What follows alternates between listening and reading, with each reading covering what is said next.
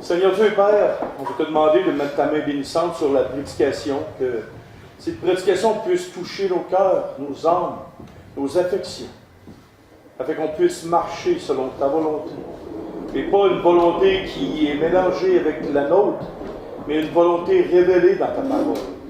S'y fier, s'arrêter, et vraiment profiter et savourer de ton enseignement. Et c'est au nom de ton Fils Jésus qu'on prie. Amen.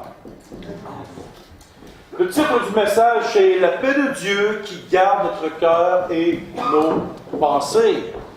OK, je vous lis le petit article. En 2010, la Commission de la santé mentale du Canada a commandé une étude pour obtenir une estimation jusque-là manquante du nombre de personnes ayant un trouble mental ou une maladie mentale dans l'ensemble du pays et des coûts associés. L'étude a dressé un modèle original en se basant sur une diversité d'études canadiennes et étrangères. Et les coûts générés par les troubles mentaux de la maladie mentale au Canada sont substantiels. Et si vous voulez avoir les petits détails en long et en large de tout ça, j'ai une feuille ici. Juste pour vous dire une chose, au Canada, plus de 6,7 millions de personnes sont aux prises avec un trouble. La maladie mentale n'est pas simplement des gens strictement fourrés d'alliés, attachés avec une camisole de force d'un asile psychiatrique. Regardez-moi. C'est pas si pire. Je ne suis pas attaché encore. La maladie mentale, à peu près tout le monde est pris avec ça. Mais ce n'est pas parce qu'on est fourré d'alliés. La maladie mentale peut être juste un trouble obsessionnel compulsif, un petit trouble. Ça peut juste être une dépression. Savez-vous que ceux qui font une dépression peuvent être diagnostiqués avec une maladie mentale? Toutes les maladies mentales ont un départ, sans exception. Il y a un départ. Et le départ passe pas par là au début, au commencement. Ça passe ici. Et ça passe tout jeune. La plupart du temps, quand vous voyez un tueur en série, n'importe quoi, quelqu'un qui fait des crimes graves, vous allez voir dans son enfance et vous allez voir qu'il y a quelque chose qui s'aggravait fort. Quelqu'un de très bien équilibré n'est pas parti du jour au lendemain, a changé et est devenu, il a fait des crimes graves. Mais il y a toujours une raison, une circonstance. Et les hommes sont devant un fait accompli comme ça.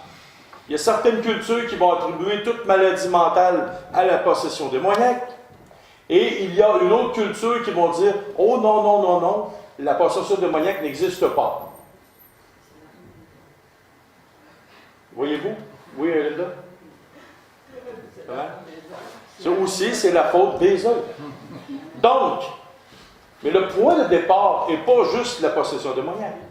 Et pas juste non plus quelque chose de psychique en la tête, puis une petite pelule, c'est réglé. Il y a un malaise profond. Il y a un malaise profond dans chaque être humain. Et qui, poussé à l'extrême, conduit à la maladie, conduit à des troubles. Si vous voulez vous convaincre que le monde est malade mental et qu'ils n'ont pas la paix du cœur, allez juste au Black Friday. Qu'est-ce qui se passe-t-il? La journée de la vente. Vous voulez sérieusement aller au Black Friday un vendredi? Vous allez voir que la maladie mentale n'est pas très très loin. J'ai même vu live sur Internet là, que les gens se sont fait piétiner dans un Walmart à cause qu'il y avait des rabais dans le magasin. Au lieu de s'arrêter et de prendre la personne pour leur lever, non, pile dessus parce qu'il y a un rabais. Allez, on n'est pas loin de la maladie mentale. Et croyez-moi sincère, ce n'est pas un cas de possession démoniaque. C'est une pure folie. Mais qu'est-ce qui cause tous ces troubles? L'augmentation des pilules, la prise de médicaments est extrême de plus en plus. Mais qu'est-ce qui cause ces choses-là? Une raison. La paix de Dieu n'est pas dans le cœur des hommes. La paix de Dieu. Qu'est-ce qui fait aussi que les chrétiens n'ont pas non plus, ou certaines personnes l'ont, mais la plupart des chrétiens, quand tu les rencontres, n'ont pas cette paix intérieure-là? Qu'est-ce qui fait que, peu importe ce qui arrive, il y a des chrétiens, des enfants de Dieu, tu regardes aller, peu importe ce qui arrive, on dirait qu'ils sont tout le temps en paix. Ils sont tout le temps calmes. Est-ce que vous avez déjà connu des gens comme ça? Il arrive une situation terrible, une personne plus âgée ou même un plus jeune, et là que tu le regardes, puis il est en paix. Il est calme, malgré qu'il arrive une épouvantablerie dans sa vie ou dans la vie aux côtés. Est-ce qu'à main levée, ça vous est déjà arrivé de voir quelqu'un comme ça? Un chrétien que vous connaissiez, très calme, malgré un coup dur. Hein? Ah, il y en a. Toi, Mathurin, tu n'as déjà vu? T'as-tu déjà vu, Mathurin, des gens comme ça? Toi, t'es comme ça? Ah, ok. Est-ce que c'est vrai? Quand il arrive un coup dur dans la vie de Mathurin, il va demander à sa femme voir si c'est vrai. Quand il arrive un coup dur dans la vie de Mathurin, est-ce qu'il est toujours calme, posé? En généralité. On peut s'exciter un peu. Et je vous dirais que moi, personnellement, je suis comme ça. Ma femme, des fois, elle se demande pourquoi je ne suis pas si sénère que ça quand il arrive de quoi. Et qu'est-ce qui fait que nous, comme chrétiens, on peut arriver à vivre une paix céleste, une paix divine?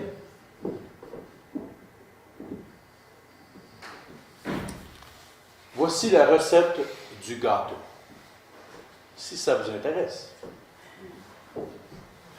Philippiens, chapitre 4, versets 1 à 9. Voici les ingrédients qui vont être devant vous. Le livre de recettes est là, c'est la parole de Dieu. Maintenant, les ingrédients vont être devant vous. Mais moi, comme pasteur, je ne peux pas faire le gâteau à votre place. Vous allez être obligé de mettre les ingrédients de la parole de Dieu dans le plat de vos vies. Et de brasser tout ça, de réfléchir à ça, et de mettre et de faire tout en votre pouvoir avec les ingrédients qui vont être dits, pour que la paix de Dieu, qui, comme le texte dit, surpasse toute intelligence, puisse être à votre bénéfice. Alors, premier ingrédient, verset 1. C'est pourquoi, mes bien-aimés et très chers frères, vous qui êtes ma joie et ma couronne, demeurez ainsi fermes dans le Seigneur, mes bien-aimés. Le premier ingrédient pour avoir la paix de Dieu dans l'âme, c'est de rester ferme. Et pas n'importe où, pas n'importe comment, dans le Seigneur. Qu'est-ce que ça veut dire? Qu'est-ce que ça implique? Dans Actes 14, versets 21 et 22, il y a un texte, et on va y tourner. Actes 14,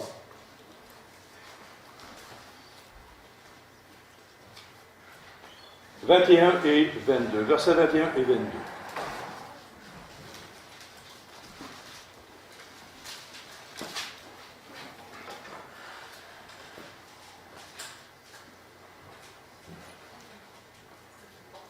Quand ils eurent évangélisé cette ville et fait un certain nombre de disciples, ils retournèrent à Lystre, à Icône et à Antioche, fortifiant l'esprit des disciples, les exhortant à persévérer dans la foi, en disant que c'est avec beaucoup de tribulations qu'il nous faut entrer dans le royaume de Dieu. Donc, dites-vous une chose, vous allez avoir des tribulations. Ah, ça je ne vous apprends rien.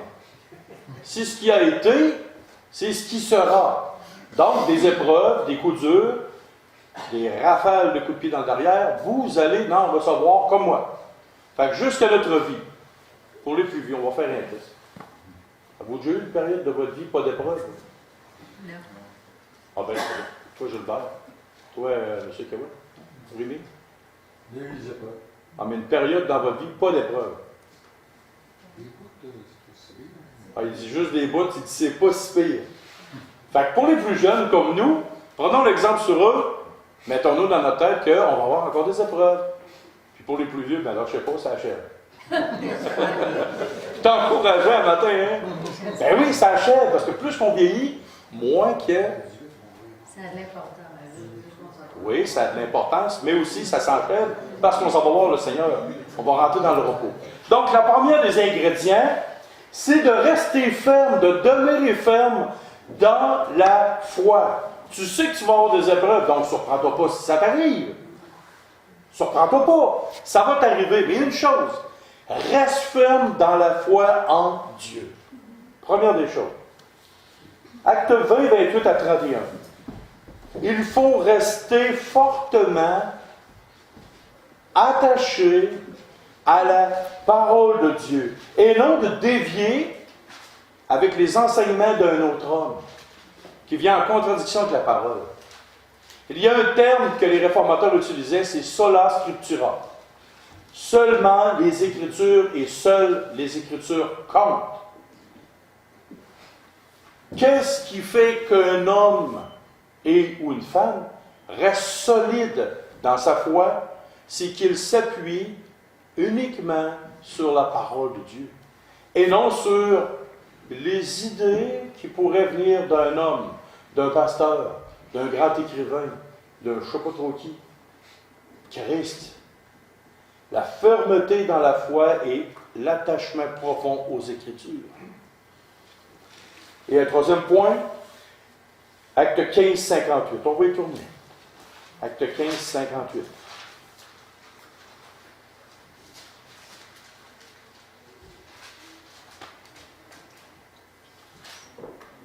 Je me suis trompé de chapitre. Peut-être 14, 58, il faut regarder. En tout cas, je vais vous dire ce que ça disait. Travailler dans l'œuvre du Seigneur de mieux en mieux. La pire affaire pour une personne, c'est de ne rien faire, de rester stagnant et de rester à continuer à s'inquiéter. Change-toi d'idée. Trouve-toi un ministère. Si vous donnez un ministère à quelqu'un, ça va lui donner une raison d'avoir les yeux fixés sur Christ. Si vous trouvez une personne qui ne fait rien pour l'œuvre de Dieu, ça va être beaucoup plus dur pour cette personne-là de rester attachée au Seigneur. Et c'est comme ça. Travailler de plus en plus, de mieux en mieux à l'œuvre de Dieu. Oui? Corinthiens 15, 58. Ah, t'es loin puis pas loin. 2 Corinthiens 15, 1 Corinthiens 15, 58. Et qu'est-ce que ça dit? Ça dit, ainsi, mes frères bien-aimés, soyez fermes, inébranlables, travaillant de mieux en mieux à l'œuvre du Seigneur, sachant que votre travail ne sera pas vain dans le Seigneur. Ah ben, je ne vous ai pas compté de menterie.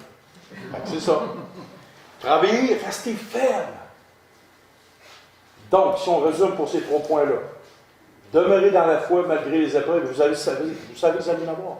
Deuxièmement, restez fortement attaché à la parole de Dieu. Et 3, trouvez-vous un ministère. Pas une activité sociale, un ministère. Quelque chose que vous allez pouvoir garder le cap. Premier ingrédient.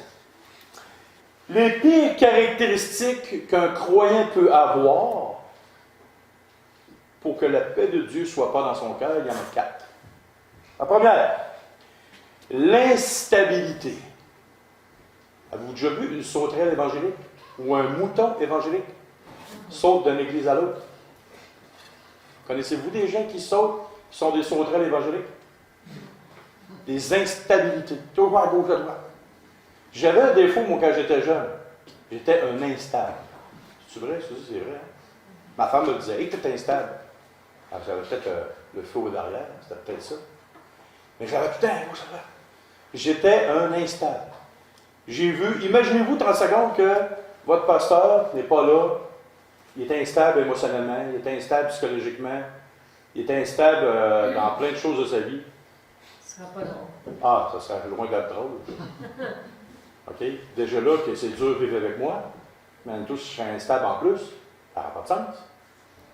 Donc, l'instabilité dans toutes sortes de choses. Qu'est-ce que ça veut dire? Qualifie un équilibre qui se détruit au moindre déplacement. La moindre petite chose, oups, il y a une instabilité. La moindre petite, il y a moins de contradiction, je m'en vais de l'église. La moindre petite opposition, je m'en vais. La moindre petite affaire, instable. Ça, c'est la première chose. L'inconséquence. Est-ce que vous aimez quelqu'un qui est inconséquent? Et quand je dis inconséquent, voici la définition. Qui agit, qui parle sans se conformer à ses propres principes. Qui fait beaucoup d'écarts, qui a de la légèreté dans sa conduite, qui oublie ce qu'exige la bienséance. Imaginez-vous que je vous dis tout le temps, faites ce que je dis, mais pas ce que je fais. L'inconséquence. C'est un autre produit miracle pour que ta paix, la paix de Dieu, ne soit pas en toi. Une autre chose. Tergiversant. Mais qu'est-ce que c'est que ça? La tergiversance.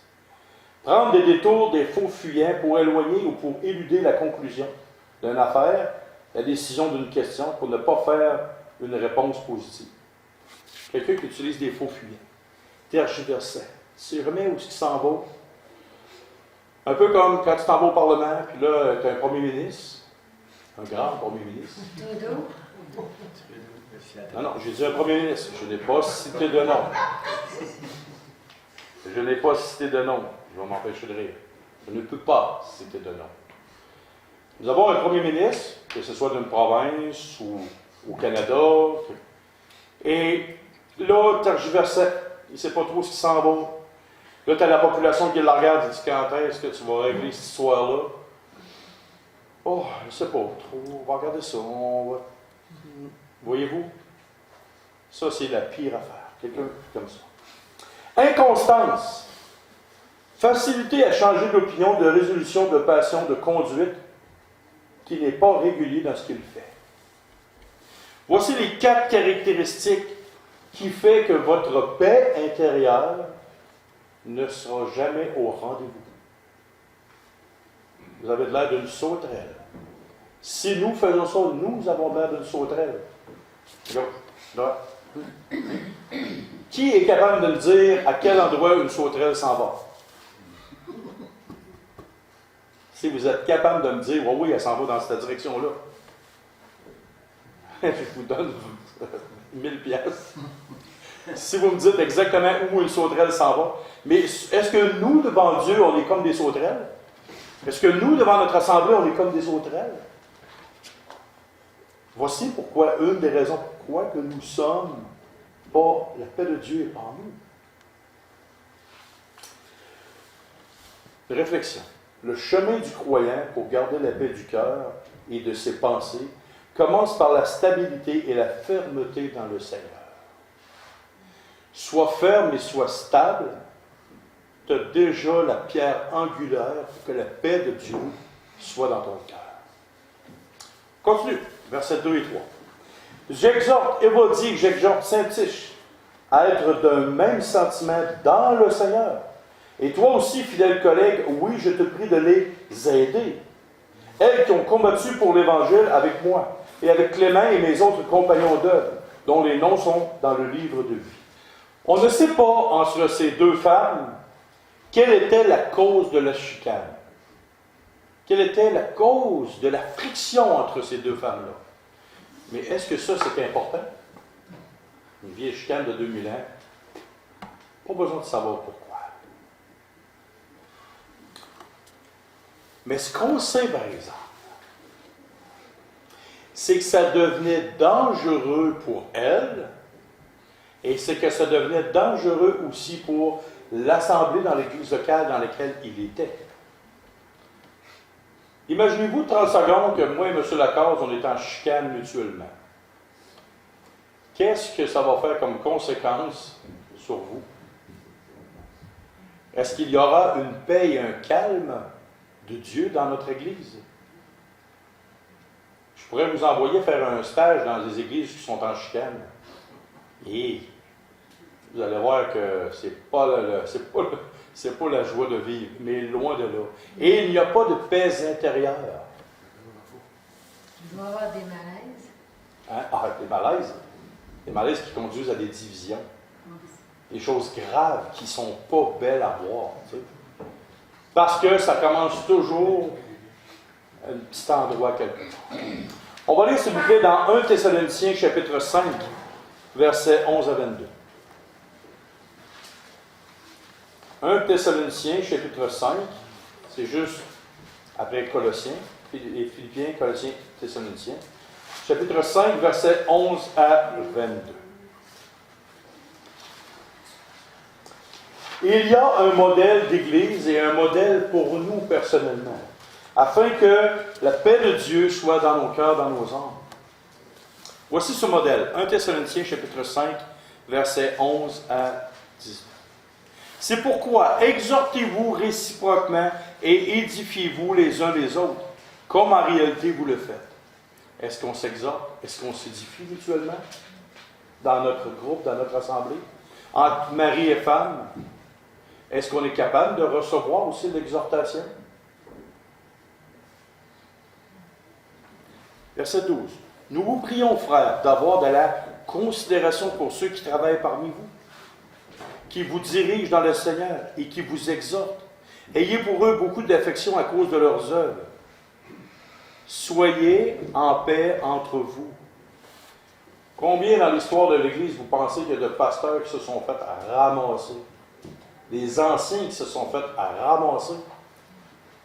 Les gens n'avaient aucune considération. J'osais tantôt avec quelqu'un qu'il y a des églises qui ont une réputation de tueurs de pasteurs. Il les tue pas littéralement, là. Mais je pense que même s'ils les auraient tués physiquement, ça aurait été moins douloureux pour eux que de la façon qu'ils les ont fait tellement mal que les hommes de Dieu extraordinaires qui avaient vraiment un cœur pour servir le peuple, que littéralement, ils ont abandonné le ministère. Ils ont été profondément blessés. Et là, c'est marqué « Soyez en paix entre vous ». Nous vous en prions aussi, frères, avertissez ceux qui vivent dans le désordre, consolez ceux qui sont abattus, supportez les faibles, usez de patience envers tous. Prenez garde que personne ne rende à autrui le mal pour le mal, mais recherchez toujours le bien, soit entre vous, soit envers tous. Soyez toujours joyeux, priez sans cesse, rendez grâce en toutes choses, car c'est à votre égard la volonté de Dieu en Jésus-Christ. N'éteignez pas l'esprit, ne méprisez pas les prophéties, mais examinez toutes choses, retenez ce qui est bon, abstenez-vous de toute espèce de mal. Si nous appliquions ce court texte-là dans nos vies, personnellement, sachez que vous êtes vraiment sur le chemin de la paix de Dieu. Si vous ne dites jamais ce qui ne va pas, très doucement, très calmement, vous exhortez pas, qu'est-ce qui arrive? Vous gardez ça entre vous. Là, votre colère monte. Et là, votre imagination vous fait faire des choses. Et là, un jour, ça sort, bang! Au lieu de régler des petites choses, tranquillement. Si vous, exemple, vous avertissez pas ceux qui vivent dans le désordre, si vous manquez de respect à votre pasteur, si... bon, tu m'as fait de quoi, toi? Attends un peu, dimanche prochain. Moi, t'en souviens une en arrière de la tête. Je vais me venger. Je vais te faire du mal. Oh, tu vas payer par où tu as péché. Voyez-vous? C'est des attitudes de cœur qui se passent dans le monde. Et pourquoi c'est rendu des fois dans les églises locales? Si on appliquerait juste ce modèle-là, qu'est-ce que l'apôtre Paul est en train d'écrire là? Ça serait incroyable. Maintenant, il y a 3 petites réflexions que j'ai écrites et j'aimerais vous la lire. Quand ce modèle est rompu, ce qu'on vient de lire, là, quand ce modèle est rompu par des choses qui ne viennent pas de Dieu, nous assistons lentement mais sûrement à la dissolution d'une assemblée chrétienne et du cœur des croyants. Est-ce que nous voulons devenir l'artisan d'une division d'assemblée qui affectera la réputation de notre Sauveur auprès des non-croyants? De plus, s'il y a de la discorde, est-ce que nous sommes des gens qui font des efforts dans l'assemblée pour que les choses se règlent pour la gloire de Dieu? Ou plutôt, nous mettons de l'essence sur le feu? Est-ce qu'on met du feu sur le gaz?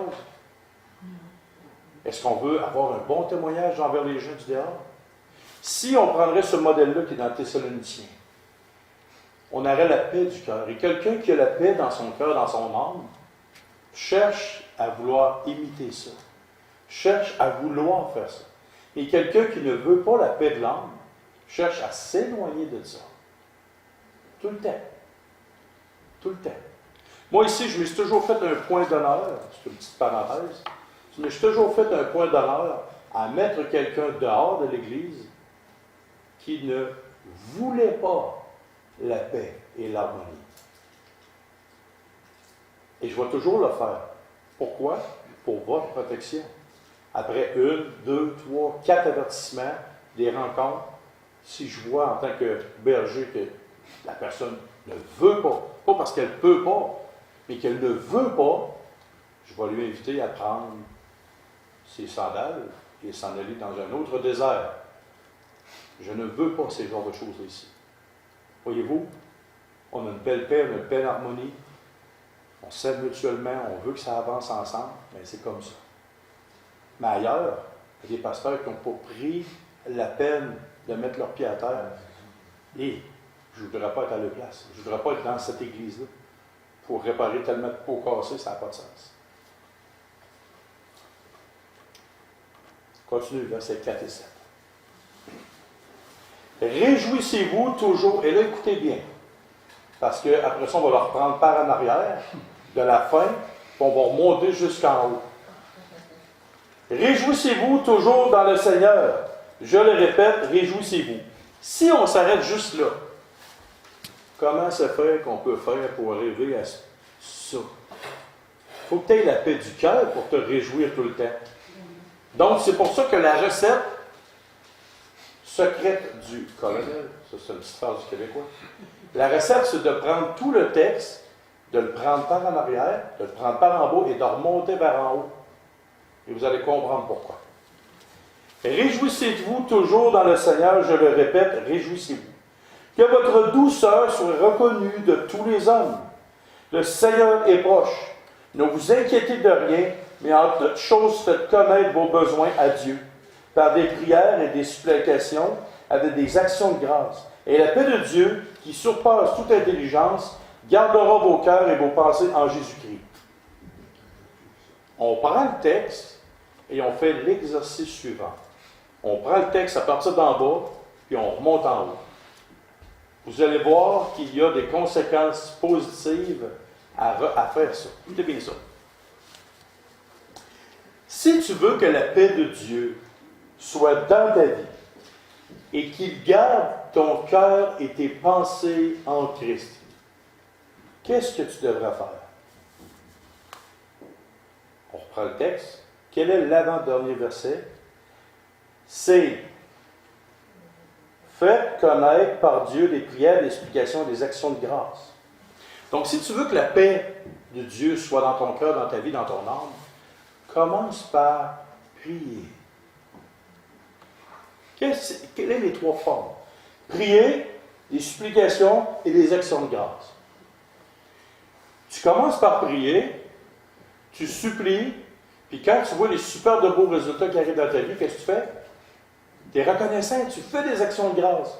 Avoir remarqué que les gens qui font le plus de troubles, ou qu'ils ont de plus de troubles, c'est les gens qui sont le moins reconnaissants. Prenez quelqu'un qui est très reconnaissant, vous verrez une joie dans son cœur, dans sa vie. Une paix, un calme, parce qu'il est reconnaissant. Au lieu de voir ce qu'il n'a pas, il voit ce qu'il a, et c'est extraordinaire, et que ça vient de Dieu.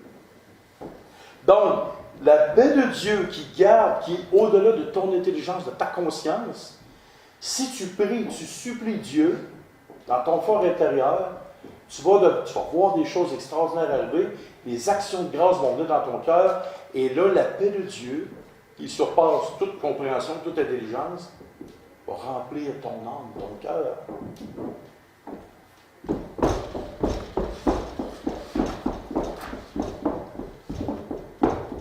Et là, qu'est-ce qui va se produire ensuite?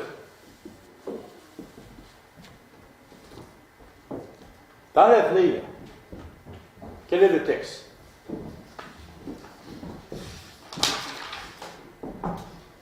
Réjouissez-vous tous hommes de le Seigneur, que votre douceur soit connue de tous les hommes, le Seigneur est proche. Ne vous inquiétez de rien.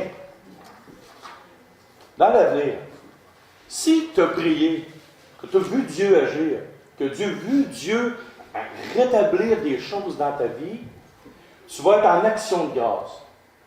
Donc, dans l'avenir, tu ne t'inquiéteras pas.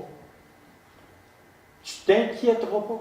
Parce que tu sais encore une fois, comme tu l'as vu tellement de fois, que Dieu va intervenir, que Dieu va agir. Et que tu vas être encore, malheureusement pour toi, obligé de remercier Dieu pour sa main bien grande. Hey, tu es obligé de remercier Dieu. La grande question est de savoir, est-ce que nous sommes de plus en plus des gens qui remercient Dieu, qui rendent gloire à Dieu, ou nous sommes plutôt des chrétiens qui passent notre temps de plus en plus à demander et à chialer, à critiquer après Dieu? Peut-être si tu chialerais moins, tu aurais plus de belles bénédictions. On n'a pas un cantique qui dit « Compte les bienfaits de Dieu ». Regarde en arrière, tu vas voir comment est-ce qu'ils sont grands. Comment est-ce qu'il y en a. Regarde les bienfaits de Dieu. Si tu te demandes juste le motif pourquoi tu devrais remercier Dieu, va-t'en à l'hôpital de Lévis, va dans la section de ceux qui respirent mal. Puis prends une grande respiration en regardant quelqu'un qui est sur un respirateur. Hey, je sais, j'ai déjà été sur un respirateur et j'étais très content de revenir. Les bénédictions, il y en a partout. Manger à notre faim, boire un verre d'eau sans être obligé de faire 15 km pour aller chercher de l'eau à moitié potable. Des millions de bénédictions. On est tellement dans l'opulence, tellement dans les conforts, qu'on ne se rend même plus compte que c'est une grâce de Dieu qu'on a. Et maintenant, si tu as été béni, tu as été gracié par Dieu, et que tu ne t'inquiètes pas, quelle est la caractéristique de quelqu'un qui s'inquiète? Il est agressif. Il perd ses cheveux. Non, c'est pas vrai. Voyez-vous pourquoi je ne veux pas lui donner la chance d'amener des sujets? Moi, là, mon père a toujours dit que quand on a des épreuves, qu'on a des affaires, que le bon Dieu n'en met jamais plus sur nos épaules qu'on est capable d'en porter. C'est la parole de Dieu. Dieu n'amène jamais une épreuve au-delà de nos forces. Ouais. C'est textuel, c'est biblique. Et on va continuer. La caractéristique particulière d'une personne qui est inquiet, c'est qu'il est sévère et il devient agressif. Donc, si tu veux devenir doux et que ta douceur soit reconnue de tous les hommes, qu'est-ce que tu fais? Tu pars du bas. C'est quoi? La première des choses, prie, rends gloire à Dieu. Calme-toi le pompon. Tu sais que Dieu veut intervenir. Donc, peu importe ce qui t'arrive, tu ne seras pas inquiet. Dieu va s'en inquiéter, il va s'organiser avec ça. Et toi, ta douceur va de plus en plus prononcer.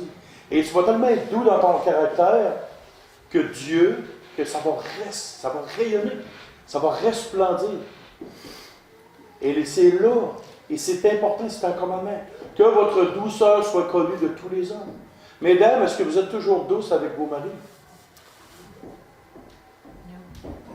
Répondez par oui ou non. Non. Ah, il y en a une honnête.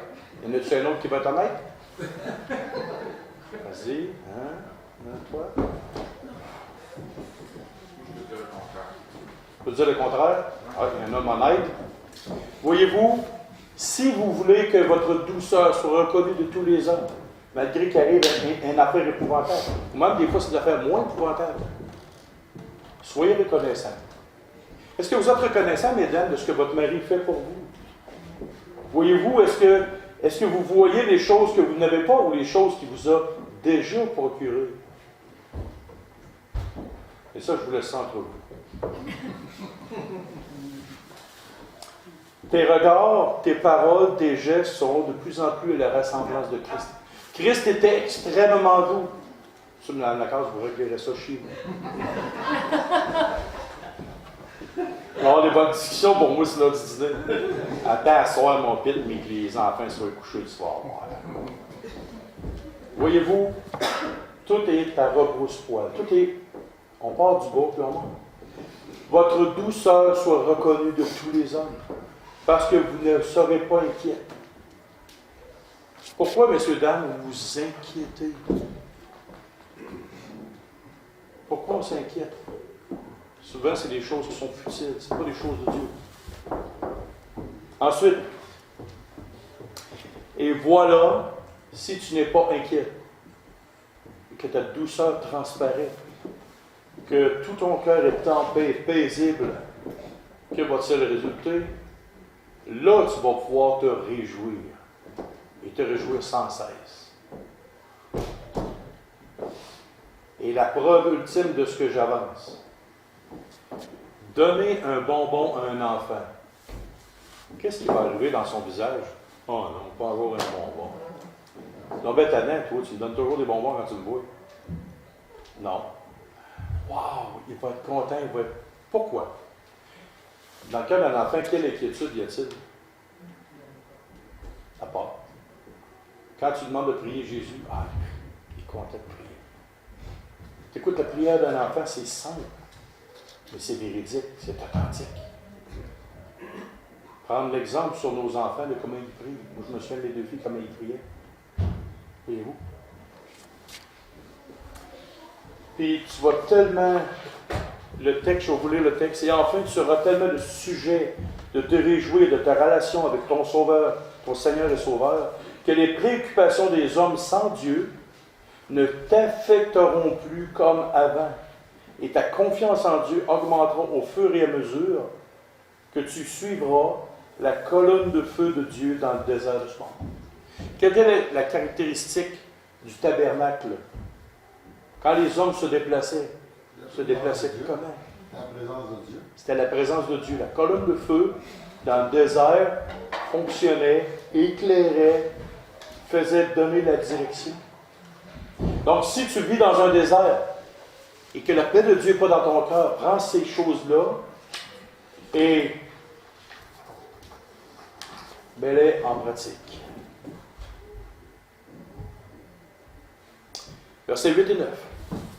Au reste, frères, que tout ce qui est vrai, que tout ce qui est honorable, que tout ce qui est juste, que tout ce qui est pur, que tout ce qui est aimable, que tout ce qui mérite l'approbation, ce qui est vertueux et digne de louange soit l'objet de vos pensées. Ce que vous avez appris, reçu et entendu de moi, ce que vous avez vu en moi, pratiquez-le et le Dieu de paix sera avec vous. Vrai, qui est conforme à la vérité. Honorable, qualifie celui ou celle qui vit honnêtement. Juste, qui est conforme au droit, à la raison et à la justice. Pur, qui est sans mélange. Aimable, qui se comporte de façon socialement correcte avec les autres, qui fait preuve de politesse et de gentillesse. Approbation, jugement favorable qu'on porte de quelqu'un, de quelque chose. Vertueux, qui est inspiré par la vertu. Est-ce que ces choses sont notre lot à tous les jours? Et là, quand je vous dis ça, et moi, le premier, j'ai à m'observer. Tout le temps. Je ne suis pas en train de vous dire que moi, je suis mieux que vous. Je suis en train de dire que c'est vers là qu'il faut aller. Qu'est-ce qui fait qu'une femme critique son mari? Est-ce que c'est toujours vrai? Pourquoi elle le critique? Est-ce que c'est toujours honorable? Est-ce que c'est toujours juste? Pur, aimable, l'approbation et la vertu? Est-ce que c'est toujours ça? Quand un homme critique sa femme, ou qu'il critique après le gouvernement, ou qu'il critique après n'importe quoi, quand il vit un stress, quand il est stressé, quand la paix de Dieu n'est pas dans son cœur, est-ce que ces choses-là font partie de nos vies? Si ces choses-là font partie de nos vies, la paix de Dieu qui surpasse toute intelligence va être là. De plus en plus, les gens savent que je ne regarde pas la télévision, ou à peu près, presque jamais. Qu'est-ce qu'il y a de bon et de beau à la télévision? Est-ce que c'est tout le temps vrai ce qui est à TV? Est-ce que c'est toujours honorable ce qui est à TV? C'est toujours juste, pur, aimable, approbation et vertueux? De plus en plus, vous avez de l'homosexualité remplie à tour de bras. Toujours du mensonge. Écoutez les feux de l'amour, vous allez voir tout ce que j'ai dit là, il n'y a rien là-dedans. Pourquoi, mesdames, vous écoutez les feux de l'amour, si vous les écoutez? Je vous donne un défi. Allez dans un club vidéo et trouvez-moi 3 films qui n'ont pas un fusil ou bien une histoire de vengeance sur le film. Bonne chance. Voyez-vous? Tout ce qui est vrai, honorable, juste, pur, aimable, approuvant, vertueux, il y a des choses, il faut toujours pointer vers cette direction-là. Comme pasteur, je ne suis pas parfait. J'ai cette direction-là, il faut que je la prenne. Et je sais très bien, et fort bien dans mon cœur, dans mon âme, que si ces choses-là ne sont pas devant moi, dans mon cœur, dans mon âme, la paix de Dieu n'est pas au rendez-vous. La paix de Dieu disparaît quand ces choses-là disparaissent de nos vies, de nos cœurs. Ce que j'ai dit ce matin. Quand on enlève un ingrédient dans une recette, qu'est-ce qui arrive? Essayez de faire du pain sans levain. Vous allez avoir quoi? Du pain sans levain. Du pain plat. Donc, si on veut que notre pain lève, il faut mettre les bons ingrédients, aux bonnes quantités. Qu'est-ce qui arriverait si on mettrait trop de levure dans un pain? Et ça goûte très, très bon. Vous essayerez ça. Le triple de levure dans un pain, vous essayerez ça. Voyez-vous, il faut vraiment que toutes ces choses-là, qu'on pointe vers ça pour que la paix de Dieu en nous puisse prendre effet et demeurer. Maintenant, en terminant, voici une dernière réflexion. Si tu cherches un palmier au Groenland, tu ne le trouveras pas. Si tu cherches de la neige et de la glace au Mexique, dans la ville de Chihuahua ou Cancun, peu importe, tu ne trouveras pas cela. Si tu cherches la paix de ton âme, de ton cœur, dans ta vie, si tu la cherches ailleurs qu'avec Christ, devinez ce qui va arriver? Tu ne trouveras rien. Tu trouveras strictement rien. Voici 2 petits groupes de versets, 4 versets en tout. 4 versets. Écoutez bien. Christ disait, « Venez à moi, vous tous qui êtes fatigués et chargés. Je vous donnerai du repos. Prenez mon joug sur vous et recevez mes instructions, car je suis doux et humble de cœur, et vous trouverez le repos pour vos âmes. Car mon joug est doux et mon fardeau léger. » Matthieu 11, 28 à 30. Et l'autre, dans Jean 14, 25 à 27, « Je vous ai dit ces choses pendant que je demeure avec vous. Mais le Consolateur, l'Esprit Saint, que le Père enverra en mon nom, vous enseignera toutes choses et vous rappellera tout ce que je vous ai dit. Je vous laisse la paix. Je vous donne ma paix. Je ne vous donne pas comme le monde donne. Que votre cœur ne se trouble point, ne s'alarme point. » Alors, si vous pensez trouver la paix intérieure, la paix du cœur, en dehors de Christ, en dehors de sa parole, sachez une chose, essayez de trouver un palmier au Groenland ou de la neige et de la glace au Mexique, vous n'en trouverez pas, ça va être la même chose dans le monde. Vous pouvez essayer n'importe quel psychiatre, n'importe quel psychologue. Vous pourriez essayer n'importe quel livre, n'importe quoi. La paix du cœur de l'âme se trouve auprès de Christ. Point final. Ne cherche pas ailleurs. Si vous êtes stressé, faites le test. Arrêtez-vous, prenez un temps à part, allez lire votre Bible. Vous verrez la différence. Prions.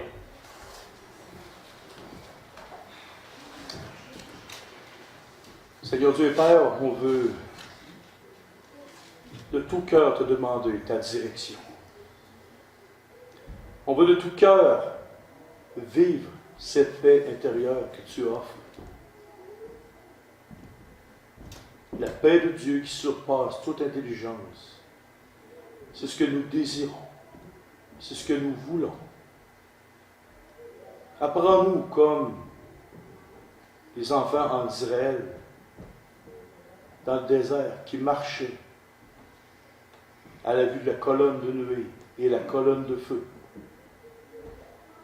L'ange de l'Éternel, qui était Christ, était en arrière du camp, environné de toutes parts, Seigneur. Conduis-nous par ton Esprit Saint. Dirige toutes choses dans nos vies. Apporte la paix dans nos cœurs, dans nos âmes. Fais-nous comprendre que c'est juste en toi que la paix est et qu'elle se trouve, Seigneur.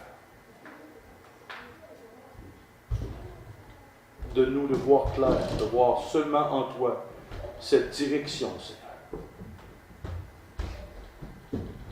qui va nous conduire vers les eaux paisibles de ta personne, Seigneur. Fais-nous prendre du temps dans l'adoration, dans la louange, dans les remerciements, dans les actions de grâce. Enlève toute frayeur et tout problème dans nos cœurs, dans nos vies, Seigneur. Et c'est au nom de ton Fils Jésus. Amen. Amen.